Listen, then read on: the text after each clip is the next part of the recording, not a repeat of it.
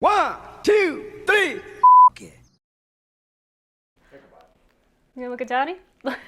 Gosh, you're so heavy. Everyone thinks Iggy's are like skinny minis. Not this one. Or are you just a child actor? Ready?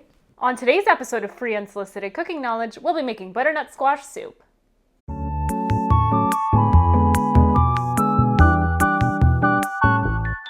Welcome back, my little spoons. If you are new here, don't forget to hit that subscribe button because I'm what?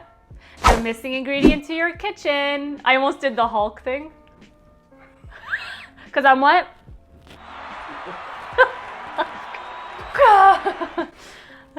Before I get into it, I just wanted to say thank you to all my new little spoons out there. I had so much fun collabing with Michelle last episode. If you haven't seen that episode, go ahead and click the link. We had so much fun and a lot of you had such great positive comments and I really needed that. Because it's been hard out here, but I'm so happy you're here and I'm excited to continue to grow together. It was a lot, but it was all positive, so thank you. And actually today I'm feeling a little under the weather and that's why I decided to do this soup. It's the first week of October and what better soup to make than butternut squash soup. Hopefully you like it. I would be lying if I said it was easy. It is easy, it's just a lot of work and it's a little bit time consuming, but it's so worth it in the end and I'm actually so excited. So if you're ready, I'm ready. Let's do this. The first step in this soup making process is chopping up all your vegetables and adding it to a, I guess, saucepan? Soup pan? Cauldron?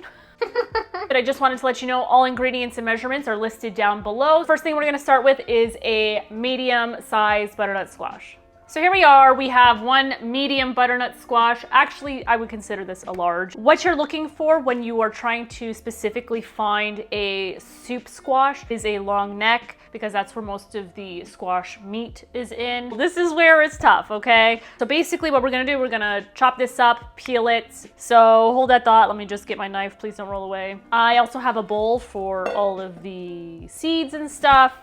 Oh, I don't like this, Cody. I'm gonna die.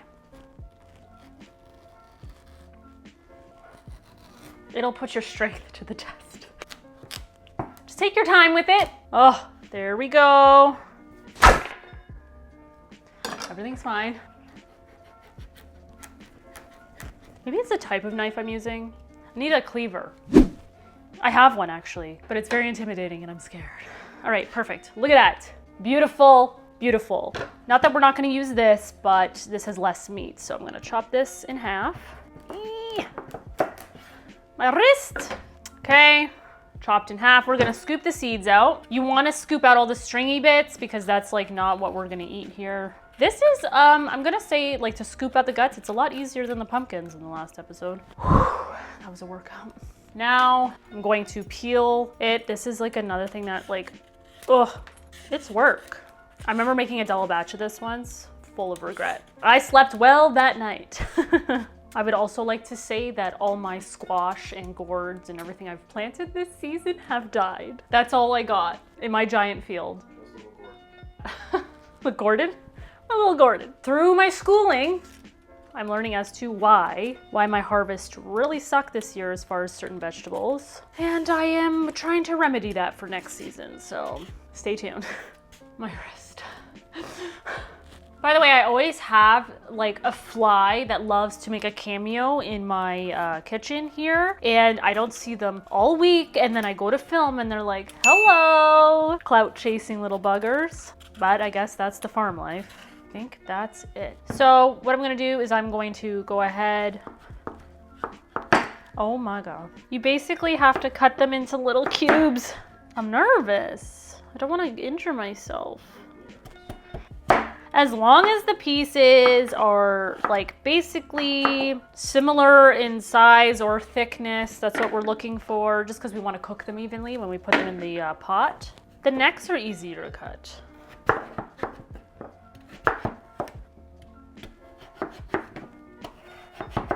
We're almost there, my friends. I feel like I need like a chainsaw to get through this. Ooh, the 90s like carving knives. You know what? When I go thrifting with Michelle, I'm gonna look for that. So we have chopped up a large butternut squash, okay? So the next ingredient calls for half an onion. The onions I have are quite small, so I'm gonna do a full onion. Here he is. If you are new here and you're learning how to cut onions for the first time, there is a trick to making sure it doesn't slide around and come apart. You're going to cut the end off so it's flat, and you're gonna cut down the root so you have the root intact, as you can see. And then I'm gonna just peel back the first layer of skin. Ooh. It's gonna make me cry. So you have it intact. Basically, I'm just going to chop slices. And then what you have left over is the root, and you discard that, and you have your slices, and it didn't slide around. If you are dicing onions, you would cut it vertically this way, and then this way, kind of making a grid, and then you just chop, chop, chop, chop, chop. And then you have the root left over, and you have your diced onions, and it didn't slide around, and you didn't hurt yourself, so. Oh, Cody, I'm gonna cry. Oh my God. Said I wouldn't do this. Oh my God. I'm okay. I'm okay. Also, the dogs are not downstairs with me. They are upstairs right now because I'm cutting onions and stuff, and like, I just always drop things, so I'd rather be safe than sorry. Right? Oh my gosh. Okay, 1 onion. Oh my God. I'm okay.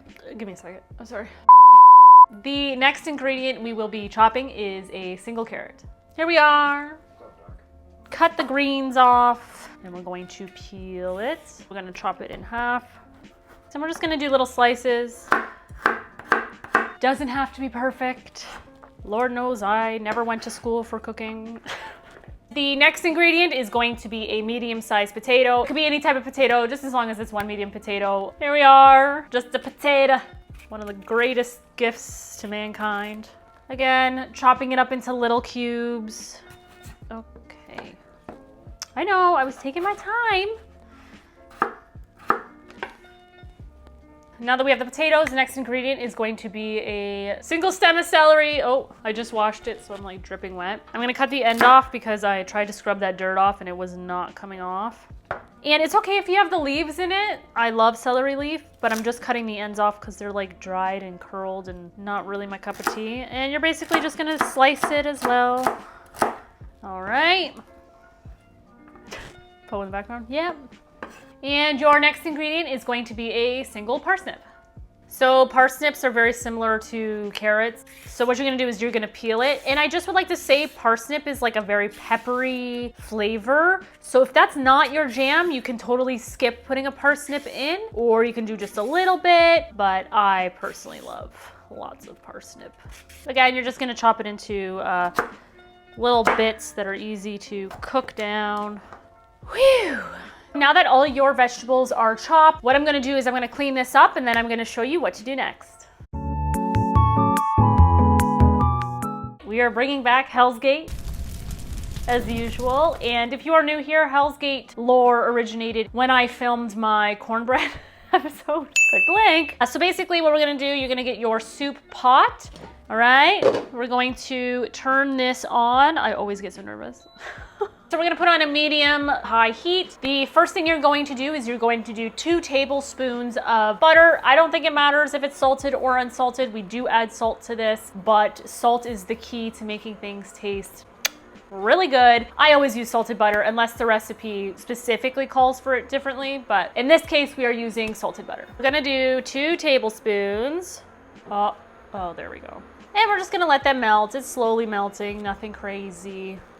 So the butter has melted. What we're gonna do is we're going to add all the vegetables we just chopped up. Here we are. It's a little heavy. I'm just gonna go ahead and slowly let that in. Should I have gotten a bigger pot? It cooks down, but I have to like mix this. Oh dear. Oh dear. Oh dear. It's okay, everything's fine. Now that we've put that in, we're going to add our spices and salt and pepper. So the first thing is a teaspoon of salt, and I'm actually gonna do this over this because we've learned a lesson kind of in the last episode. This is what happens when I'm just trying to use up all the salt that I have before I move on to my new one. Oh, maybe this might be it. Oh geez. It's a little less than a teaspoon, but again, we added salted butter, so it's okay. If I need to add more salt down the road, I can. I'm gonna sprinkle that in, and you know what? A little bit came off on that. Put it in there for good measure, okay? And then we're gonna do a teaspoon of pepper. Again, if you're not really into peppery things, you don't have to do a teaspoon. You don't have to really add much of this at all. Gives it that bite. Yeah, so 1 teaspoon of finely ground pepper. Your next ingredient is going to be 1 teaspoon of nutmeg, and it's gonna be a level teaspoon, so when you scoop it and pull it out of the bag, just like run your finger over it. And then you have 1 level teaspoon. You're gonna shake that in.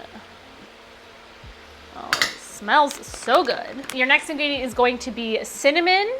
You want like a level teaspoon like that. Just throw that in. I love fall. So that is it as far as the spices and dry ingredients for this. I'm going to try and mix this. It's okay if it doesn't mix perfectly the first time.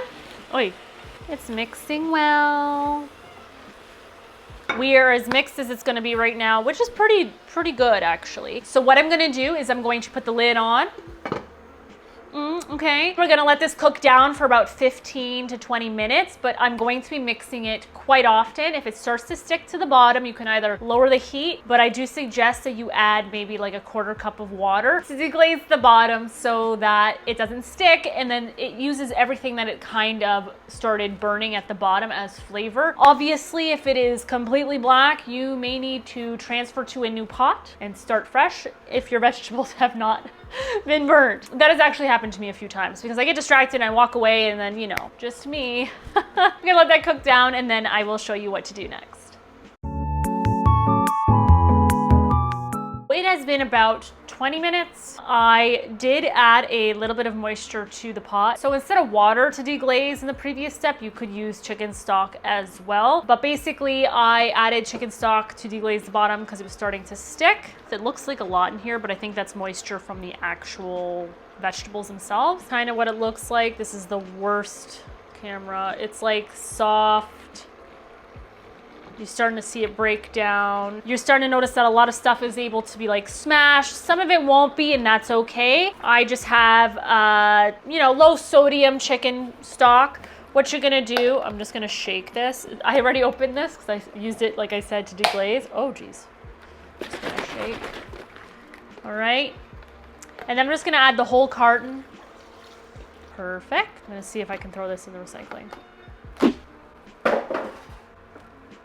I missed. Swish. There was no swish on that. Oh, go sports. Okay, I'm just gonna mix that in, and basically you're going to put it back on high heat, bring it to a boil, and then it has to boil for about, in my notes it says 45 minutes. It doesn't. Basically you wanna bring it to a boil so your pieces are like fork tender and everything is able to be blended essentially. There are still some hard pieces in this. I find that 1 carton of chicken stock covers it perfectly enough to get it all boiled and done. I'm gonna bring that to a boil, and then I'm gonna show you what to do next.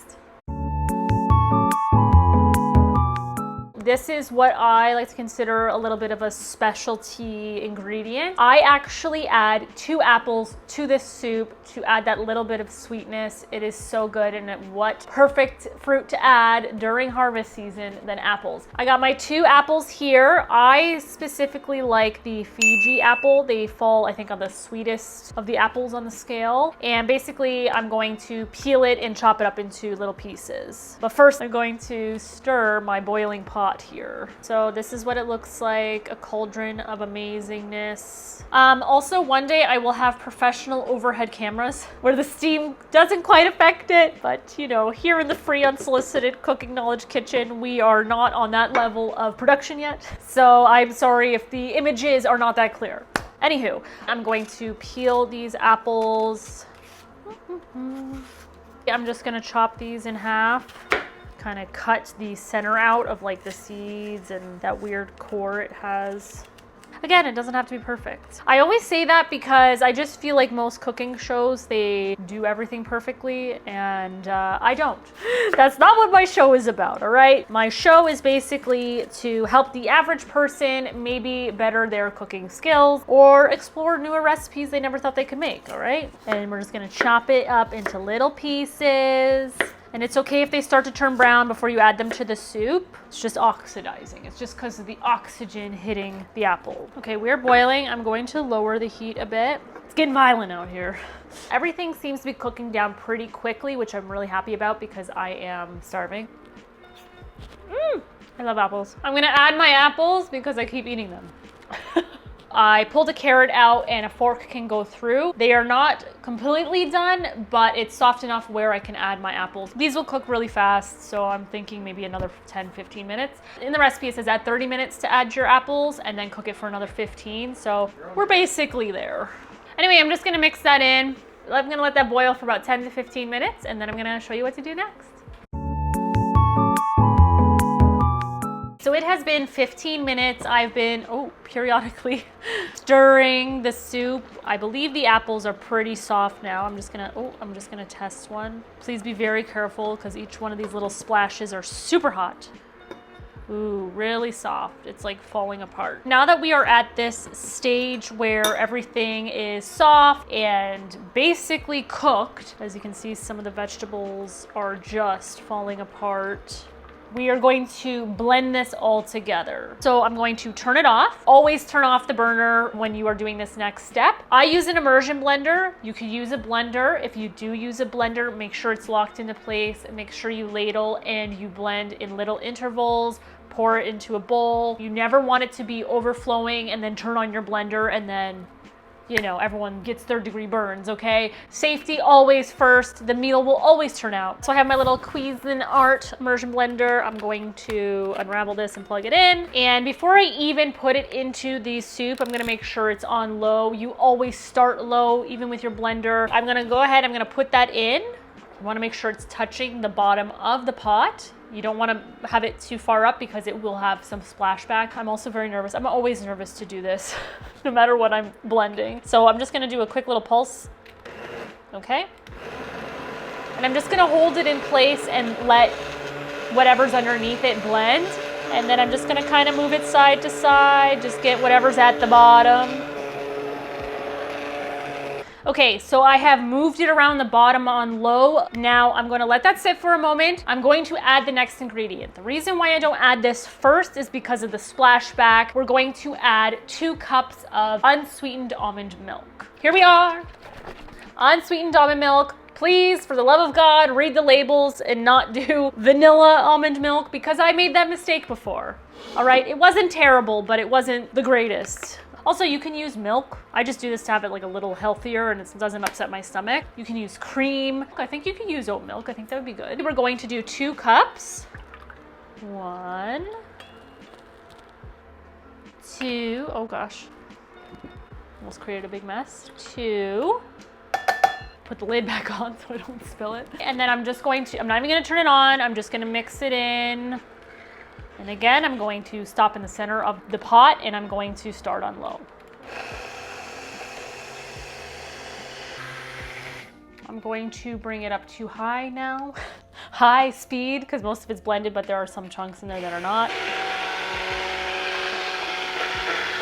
I think that's pretty much done. I like to get into the corners of the pot because sometimes some little vegetables like to hide out in there. This is what it looks like. Beautiful, almost like an applesauce consistency. The next ingredient is completely optional. I just do this because I love it. That is adding sweet condensed milk, 1 tablespoon, and in you go. Now that we've added that, I'm going to turn my burner back on. I'm gonna mix that in just gently. So I'm gonna bring that back to a boil for about 2 to 5 minutes, depending. Please be careful, leave the lid on it because it does burst and it's very hot when it hits you because it's a very thick soup. So leave the lid on, let it kind of boil for a couple of minutes, turn your burner off, and I will show you what to do next.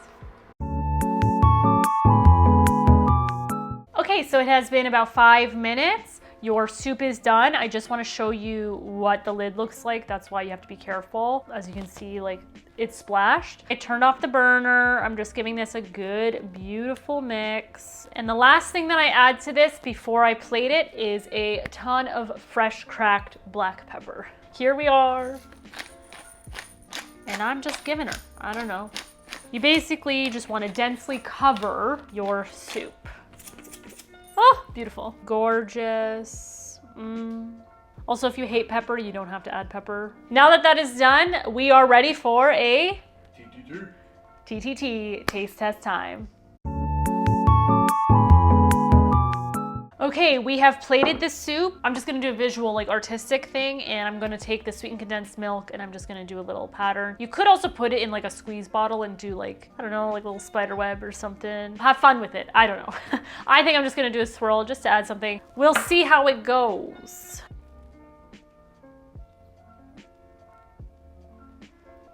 Oh God, it's not that pretty. It is a thick soup, so you could always add more almond milk or more of the, yes, thank you, more of the broth if you want it a little more watery. It is very thick and very hot. It's so good.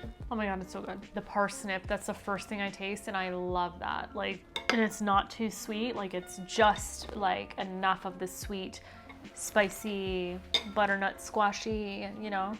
I did see a recipe that incorporated sage. That I'm gonna have to play with. I might do like another version of this next fall. I might do like a sage hazelnut vibe maybe. But this, to me, it's perfection. Simple.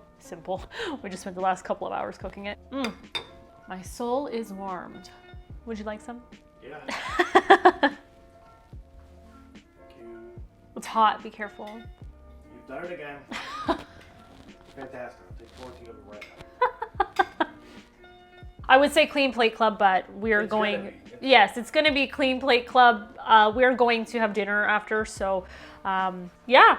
Thank you, my little spoons, for lasting this long in the video. I'm so thankful for all my new little spoons out there. I hope you enjoyed this video. I hope you try this recipe. Again, you can add ingredients, take ingredients away. This is just how I do it. This is a great meal to add for Thanksgiving dinner. I'm constantly requested it for Thanksgiving. Thank you, family.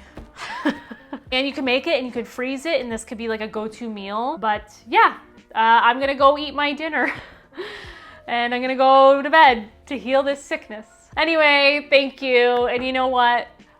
Butternut squash soup. See ya.